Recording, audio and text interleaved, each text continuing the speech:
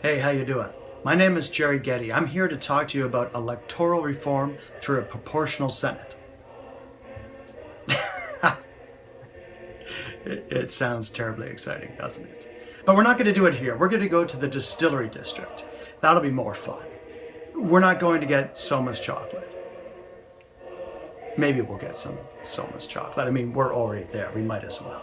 But we're not getting Greg's ice cream. No, maybe. There's a chance. But mostly we're going to talk about democracy. Oh, it's going to be fun.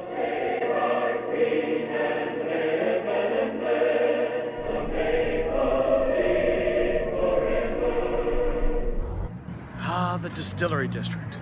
My favorite part of Toronto. Let's go to Soma's.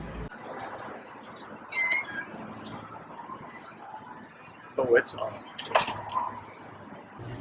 Okay, we've got our chocolate, and now we're going to talk about something even more delicious. Canadian politics. Oh, it's going to be good. Now, the Trudeau government has proposed that we reform our electoral system. I totally agree, and I think I've got an idea that would be the best way to do it, the simplest way to do it, and the way that would truly reflect every single Canadian's vote. So right now we have a Senate that's appointed by the Prime Minister. I'm proposing that we still have a Senate appointed, not an elected one. If you have an elected Senate, you run into the exact same problem of first past the post all over again, and you spend a lot of money on an election. In a proportional Senate, each party leader gets senators based on the percentage of the vote they received in the election. Let's take a look at the last election as an example. The Liberals received 39.5% of the popular vote.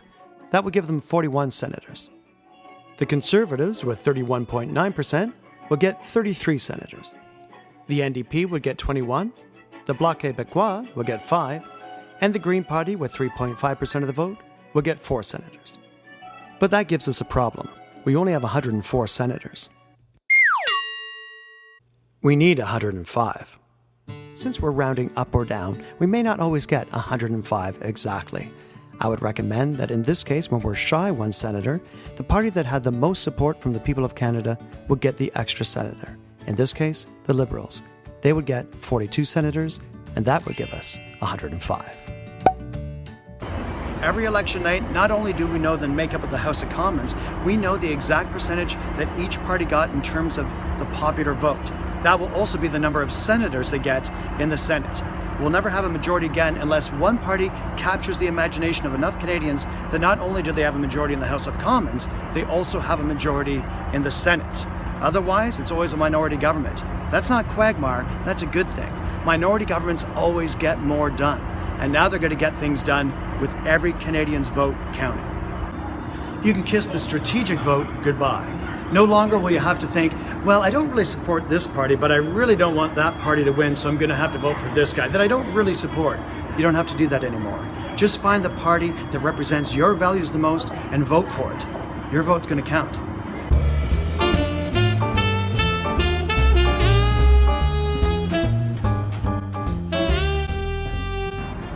We'll still have a House of Commons. We'll still have a Prime Minister who will represent us domestically and internationally. The House of Commons will still make all the laws. Then it'll go to our sober second thought, the Senate, and they're going to make suggestions, and somehow they're going to work together and get it all done. The only difference this time is that the Senate isn't represented by whoever's in power or whoever was previously in power. The Senate's going to be represented by you. Now, Senate reform can sometimes be a pretty tricky issue, both constitutionally and working with the provinces. But this is what I like about this proposal. It's simple. It keeps everything exactly the same.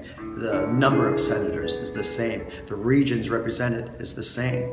It's still an appointed Senate. So what do you think?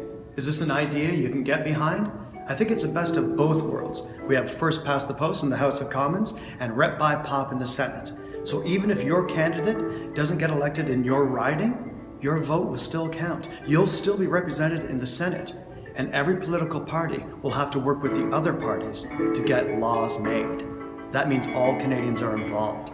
Compromise is a strength, it's a Canadian virtue, and it's something we can have with a proportional Senate.